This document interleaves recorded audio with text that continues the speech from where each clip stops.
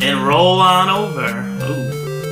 Let me turn my mic down just a little bit. Sorry about that. Castle Shadowgate.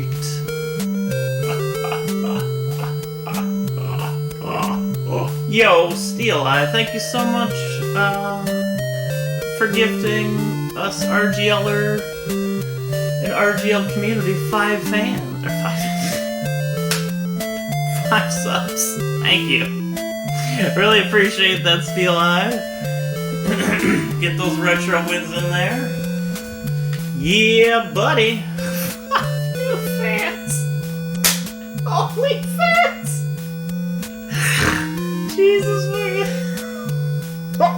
Halloween marathon. Alright, so let's go through Castle Shadowgate. And we begin. Hold on. Do we begin now? There we go. Sorry, the timer didn't start right away. Alright, we are entering the castle. First, we have to open this very spooky skull. Oop, that's the wrong one. We have to take that very spooky key, and then we even have to use that spooky key. I'm lying. We don't actually have to use it in the front door. But look at those eyes. That pitiful wizard back there. Fools. They mock us and say we can't finish. We'll see who gets the last laugh. Alright, so there's a little secret passage that way. We do have to open this book. We can't move the book. Moving the book would be very bad. You die if you move the book. See, that torch is a little different. That torch was built different, as they say, in the business. So we grab the second key from that book, and we actually come back to the first room. Because we need to grab this sword and sling. For later. Thank you again. Much appreciated.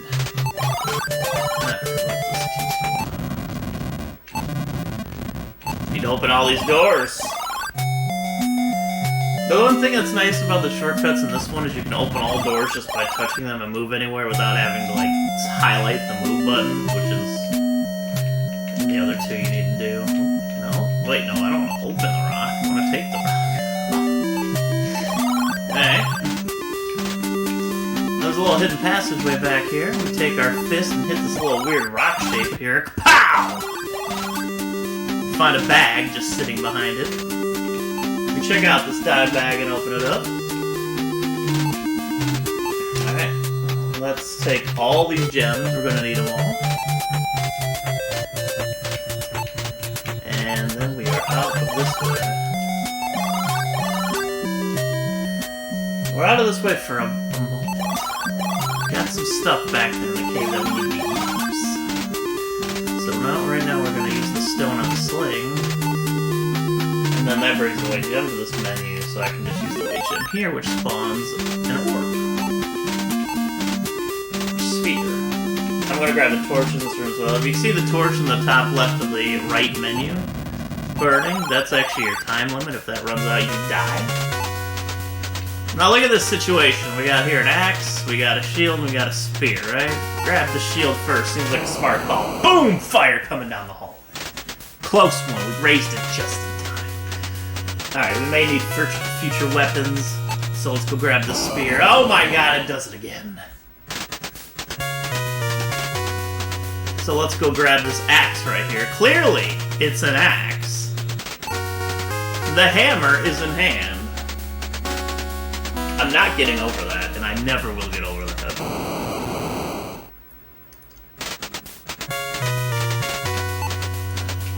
Alright, so we got everything we needed from that room. We're actually going to head back here at this point. Now that we got that sphere a second ago, we're going to see the purpose of it. We drop into this water. Freezes the lake. Now we also have to use our torch on the little ice, which melts the ice, and then it refreezes, but somehow the orb comes to the surface so we can take it again. It's neat, but also we get the key number 3 in there, which is what we needed.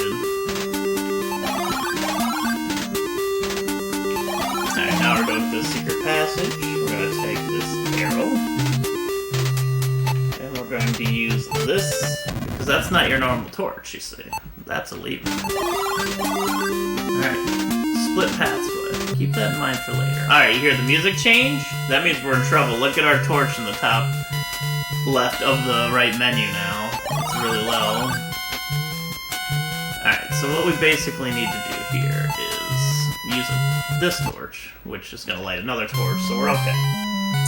Now we need to use a torch to light this special torch, which flashes the screen and takes the wraith away. So we can take this and leave. Now we're going to use the cloak on ourselves for later. We're also going to hit ourselves. Alright, and then we're going to look at this. Well, I wonder what Epor means. What do you think it means, y'all? Epor. Interesting spell name, if I do say so myself. Epor. Could mean anything. I have no idea. Okay, so we put a blue gem here, a wizard appears and says, yo, take this spell, it's gonna help you on your journey. You're like, yo, thanks, dog. He's like, no problem, G, you bump fists, and he goes away. Alright, so we open the scroll, we get another spell. So now we have 2 spells. For some reason, I think I'm gonna use this Epor spell here. Holy shit! The rope moved! I would've had no idea. Alright, so first we're actually gonna go back. So we need to open this and use a torch to burn this spooky mummy. But it's actually a scepter. Now we go back. So now we're gonna use this axe hammer here to shatter that, and a key number 3 is gonna be used to get through this. Okay, remember we put our cloak on earlier? If we didn't put the cloak on, we would be automatically pushed out of this room because it's too hot. Now remember how the spear was useful? Now it's cold. Well, it melts, but it burns the hellfire that is this room, and you can move on. Oh, it's a bridge troll. Well, say hello to the spear. And then they go crashing down into the abyss. Alright, so we remember that sling we had earlier? Well, the Cyclops here, you swing, you hit him in the head, you knock him out, you take your sword, you finish the job. And of course, then you use the well. We have to open the bucket, as buckets normally need to be opened. And we need some gauntlets here. And we're moving on. Alright, so this room's interesting. So this is the last gem we need, but there's more stuff we need in this room. Which is in here. So we're gonna get 2 more spells here. Tarak. This one is Instant Illumina, basically. And then we need key number 5 and the glasses. Okay, so now that we got all that, we're gonna go and use the glasses on ourselves. And the gauntlet on ourselves for the future. We more use the glasses now because we needed to read this book. It's a specific magic book. And you get pretty much the one spell you need to finish later with in that book. So now we move on to this room. And this is where we're going to use another spell, Tarak, which is going to split the globe in half. So we open it and we find a key. We take that key. Boosh! Boosh! Alright, we knocked those rooms out. We gotta go up over here. The other room on the side. This is where we're gonna use another torch. And we're actually gonna use this. You can't open this, you have to use it for this to open. We grab some water. Seems like a good idea at the time. We grab a bottle number 2. Seems like a good idea. Let's do it. So remember that gauntlet we picked out? If we didn't have the gauntlet on and we went to grab that flute, we would die because that's actually acid in there. So now let's use the flute. Which is a nice little tune. Opens the tree up. There's a ring inside. Interesting.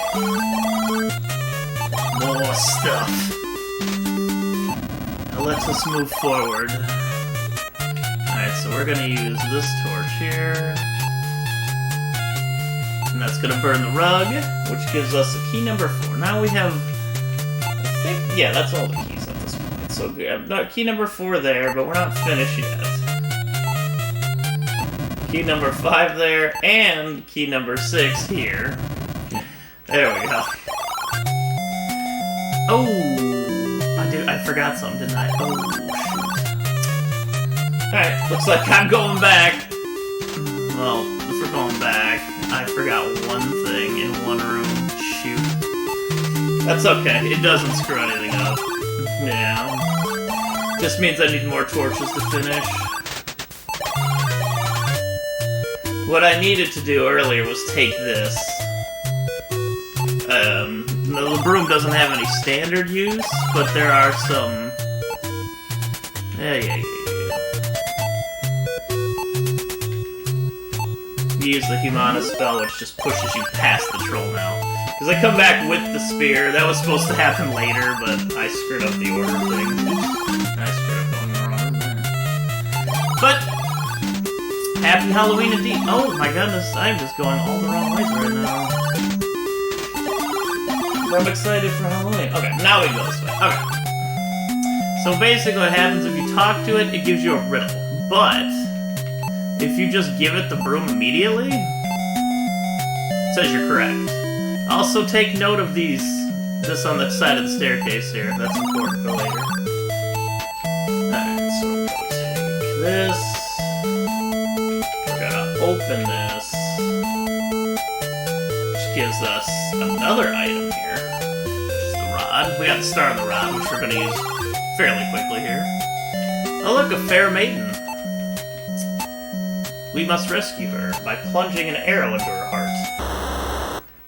But it wasn't a fair maiden at all, it was a wolf.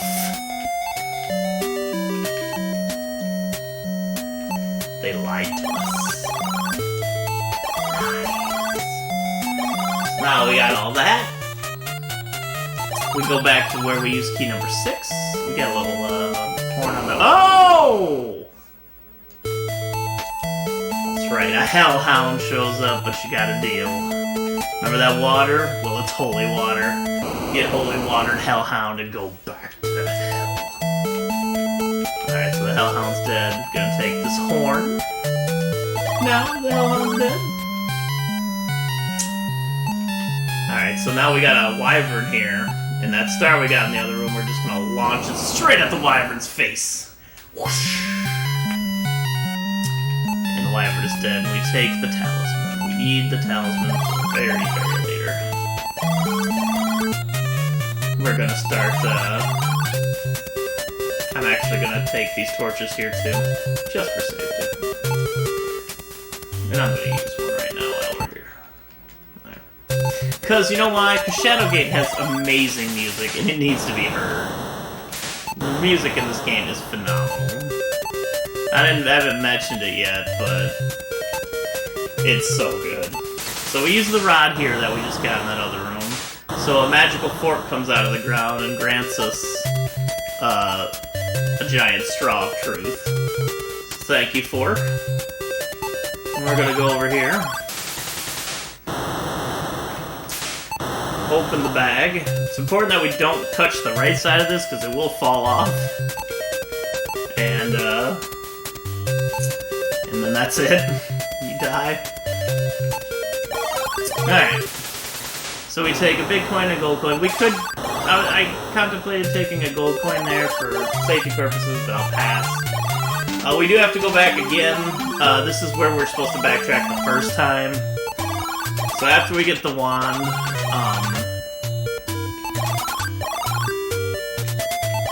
there's a place we have to go way back to. I forgot to get the torches on that screen, but the doesn't matter anymore. That's where I originally meant to get torches. Did I miss it? Okay. Alright, bottle number 2 on self. You drink it, and now we can fly. So remember this rickety old bridge? You do die if you try to cross it? Well, now we can fly. And there's a giant snake! Kind of frightening. Wait, we get the wrong one. Alright, so we're gonna use this magical wand on the snake. Huzzah!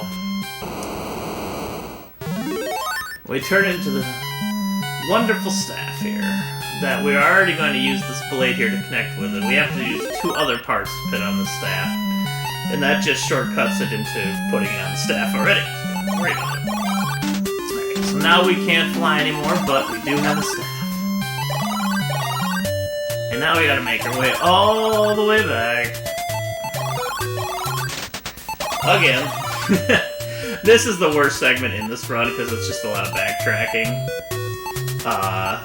But besides this game is just so good. So we use Humana to get... it's like a gust of wind that just pushes us past the troll is basically the explanation for that spell. So hey, I'll take it. Alright. So here we are all the way back here now that we have all that stuff that we were been searching for.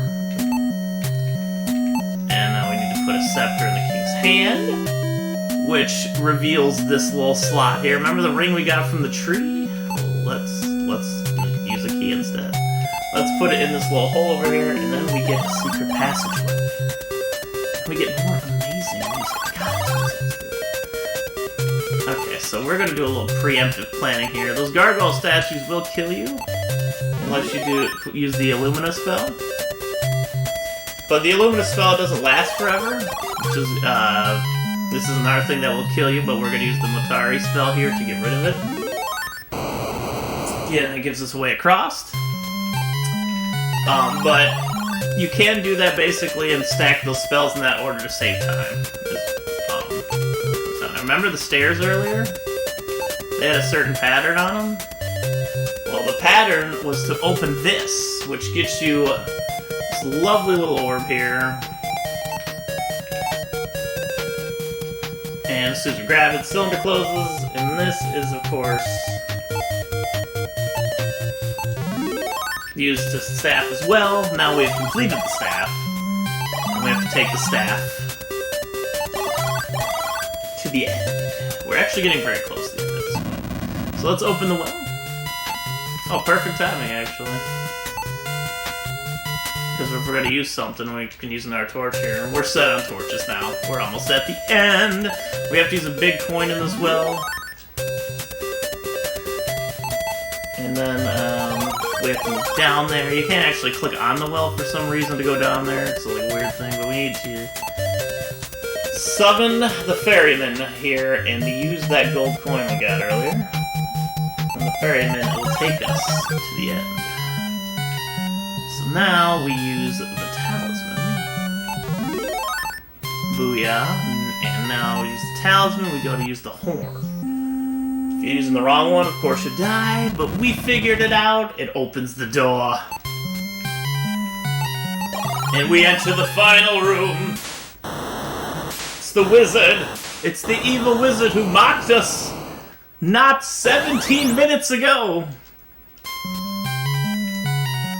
Look at this magnificently large creature. That staff we assembled, blast. When the staff hits, that's considered GG. And that is GG to Castle Shadowgate. I will go to the end, of course, because the ending is a nice part of this game. The music here in the end is so good.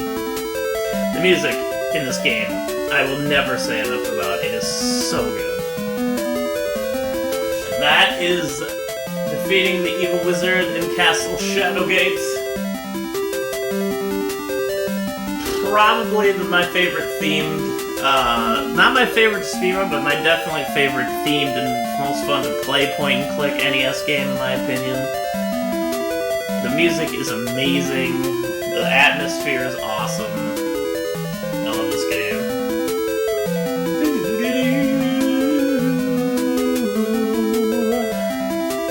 Alright. Let's go ahead and